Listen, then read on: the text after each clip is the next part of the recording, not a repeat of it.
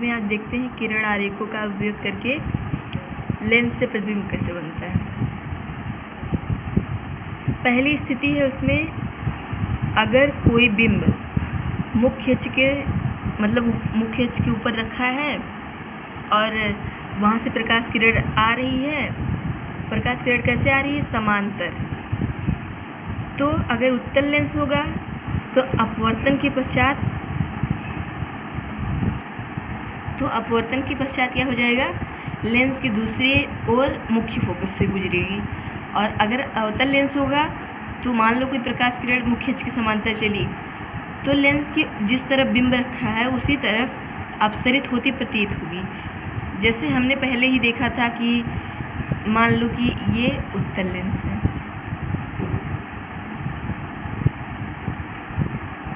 ये रहा उत्तल लेंस, ऐसे डिजाइन बन गया था। ये रहा मुख्य अक्ष, थोड़ा इसको अच्छे से बनाना था। ये मुख्य अक्ष के समांतर ऐसे आई प्रकाश किरण। F1 यहाँ है, 2F1 यहाँ कहीं होगा। अब जब ये आती है तो क्या हो जाता है? विपरीत दिशा में अभिसरित हो जाती है। कहाँ पर? F2 पर। ये होगा F2, उतने ही बराबर दूरी पे लेकिन विपरीत दिशा में अभिसरित हो जाती है। कौन से लेंस में? उत्तल लेंस में। अगर अवतल लेंस होगा तो क्या होगा?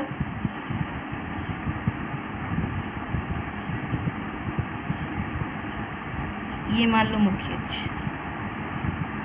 ये F1, ये रहा F2, इतनी बराबर दूरी पे। ये प्रकाशिक केंद्र हो गया। अब ये मान लो मुख्य अक्ष के समांतर कोई प्रकाश किरण अनंत से आई तो क्या कह रहा है कि अपसरित होती हुई प्रतीत होगी। और किस तरफ? लेंस की जिस तरफ बिंब रखा होगा, जहाँ से प्रकाश किरण आ रही है उसी तरफ। तो अवतल लेंस में क्या गुण होता है? अवतल लेंस में ये गुण होता है कि उसमें अपसरित होने का गुण होता है। अपसरित मतलब फैलाव का, ऐसे फैल जाता है। फिर कहाँ से जाता हुआ? तो ये यहाँ से ऐसे जाती हुई प्रतीत होती है जब इसको हम पीछे की तरफ मिलाएंगे तो। पहला क्या था? मुख्य अक्ष के समांतर अगर कोई प्रकाश किरण उत्तल लेंस में जाती है तो अपवर्तन के पश्चात क्या हो जाता है? मुख्य फोकस से जा करके विपरीत दिशा में गुजरेगी। और अगर अवतल लेंस होता है तो अगर समांतर चलती है तो अपसरित होती हुई उसी दिशा में उसी तरफ प्रतीत होती है। ठीक। अब दूसरी स्थिति क्या है? अगर मुख्य फोकस से गुजरने वाली प्रकाश किरण उत्तल लेंस से अपवर्तन के पश्चात मुख्य अक्ष के समांतर निर्गत होगी और अवतल लेंस की स्थिति में मुख्य फोकस पर मिलती प्रतीत होने वाली प्रकाश किरण अपवर्तन के पश्चात मुख्य अक्ष के समांतर निर्गत प्रतीत होगी। कहने का क्या मतलब है? कह रहा है इसका जस्ट अपोजिट है। इसमें मुख्य अक्ष के समांतर आपतित प्रकाश किरण आ रही है और विपरीत दिशा में मुख्य फोकस से होकर जा रही है। अब दूसरी स्थिति कह रहा है कि मान लो कि ये रहा उत्तल लेंस, ये रहा अवतल लेंस, ये रहा मुख्य अक्ष। इसमें भी ये मुख्य अक्ष रहेगा ऐसे ही। यहाँ F1 हो गया, ये F2 हो गया। इसमें भी सेम स्थिति, F1 F2। कह रहा है कि इसमें था कि मुख्य अक्ष की समांतर प्रकाश किरण आपतित हो रही थी और अपवर्तन के पश्चात क्या हो रही थी? मुख्य फोकस से जा रही थी। अगली स्थिति है कि मुख्य फोकस से अगर कोई प्रकाश किरण जा रही है तो वो क्या हो जाएगी? अपवर्तन के पश्चात मुख्य जो विपरीत दिशा में मुख्य अक्ष के समांतर हो जाएगी। मतलब अगर कोई प्रकाश किरण ऐसे आई यहाँ तक, फिर कह रहा है कि अपवर्तन के पश्चात, अपवर्तन मतलब दूसरे माध्यम में, पहले माध्यम में अब ऐसे आई आपतित किरण, दूसरे माध्यम में जाते ही क्या हो जाएगा, ये मुख्य अक्ष के समांतर हो जाएगी, यही कह रहा था। इसका जस्ट उल्टा है, इसमें मुख्य अक्ष के समांतर आपतित हुई, इसमें बाद में जब अपवर्तन हो गया तब क्या हो गया, मुख्य अक्ष की समांतर हो गई। ऐसे ही अगर मान लो कि यहाँ से ये थोड़ा सा गलत, ये ऐसे आ रही है, ये यहाँ से जाती हुई प्रतीत होगी।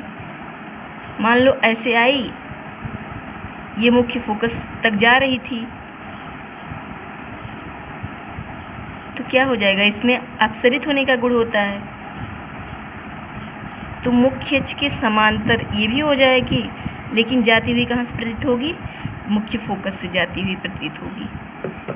अवतल लेंस में थोड़ा सा अपोजिट होता है, यहाँ हमेशा आभासी प्रतिबिंब की तरह बिहेव करता है, और उत्तल लेंस में क्या होता है, वास्तविक बनता है।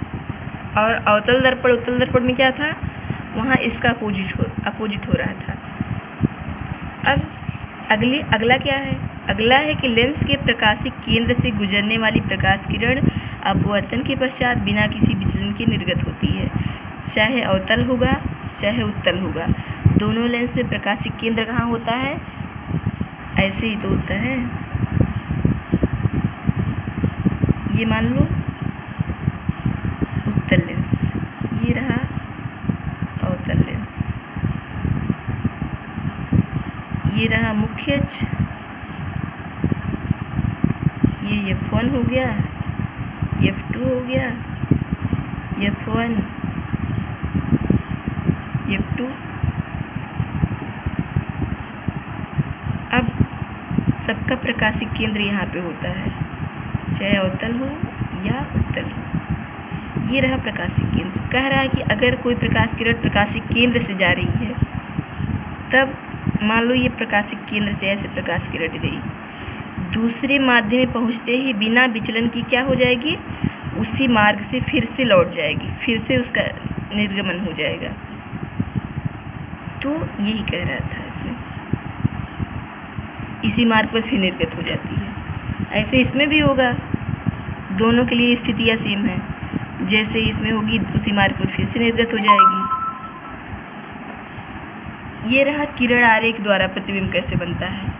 अब हम देखेंगे कि उत्तल लेंस में और अवतल लेंस में प्रतिबिंब कैसे बनता है। जब विभिन्न स्थितियाँ हों, जैसे किसी बिंब को हम अनंत पे रख दें तो क्या प्रतिबिंब बनेगा, उसकी साइज़ क्या होगी, उसकी प्रकृति कैसी होगी, किस तरह का बनेगा, छोटा बढ़ेगा, छोटा या बड़ा कैसा बनेगा, तो इसको हम देखेंगे।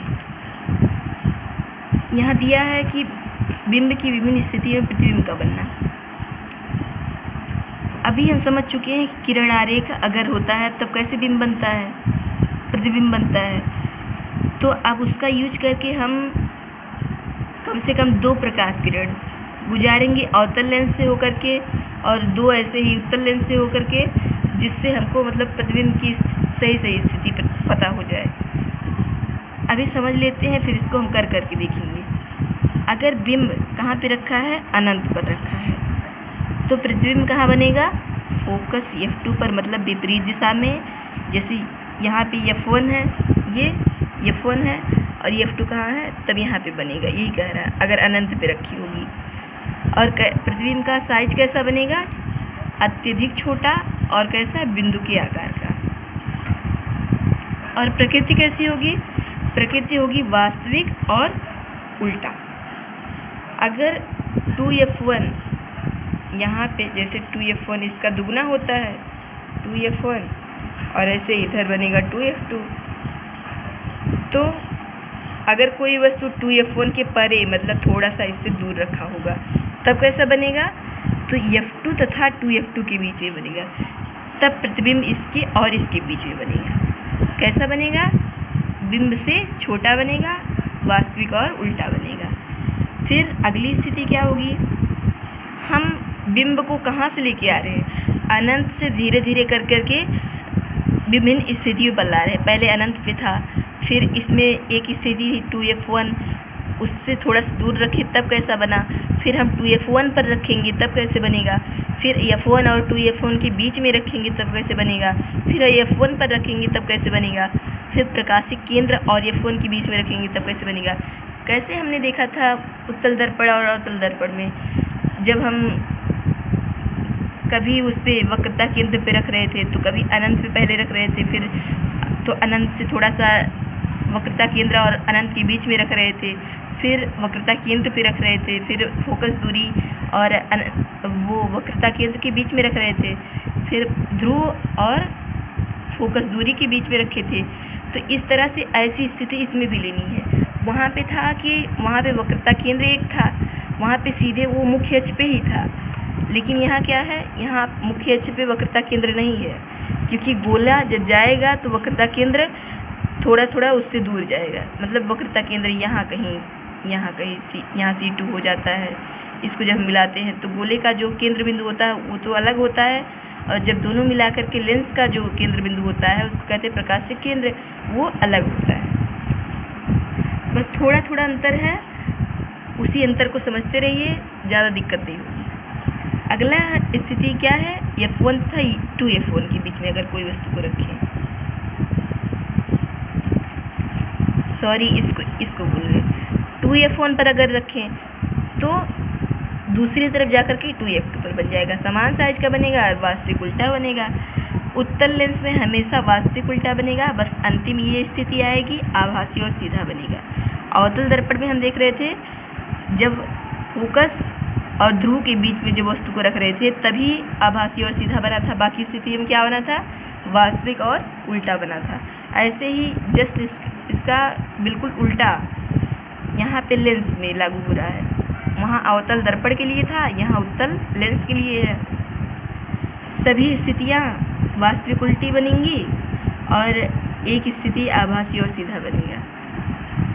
अब f1 और f2 के बीच में अगर रखेंगे तो 2f1 से परे, मतलब थोड़ा सा उससे दूर बनेगा और बड़ा बनेगा, वास्तविक और उल्टा बनेगा। फोकस f1 पर रखेंगे तो अनंत पर बनेगा, असीमित रूप से बड़ा बनेगा। अनंत पे बन रहा है तो हमको क्या पता है कि कितना बड़ा बन रहा है, तो बहुत बड़ा बनेगा। तो असीमित रूप से बड़ा अथवा अत्यधिक विवर्धित मतलब बड़ा, वास्तविक और उल्टा ही बनेगा।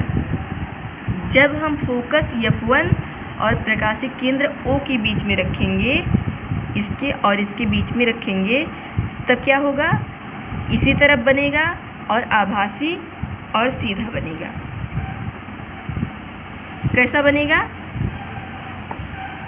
बड़ा बनेगा और जिस ओर बिंब रखा है क्या उसी तरफ बनेगा, आभासी और, तो ये आभासी और सीधा बनेगा। इस वीडियो में हम इतना ही रखते हैं, फिर अगले वाले में समझेंगे कि इसकी अगर अनंत पे हम रख के किरण आरेख द्वारा खींचेंगे फिर बिंब बनेगा, फिर उसको देख के तब समझ लेंगे अच्छे से। आज के लिए इतना रखते हैं, अगली वीडियो में देखते हैं। Thank you.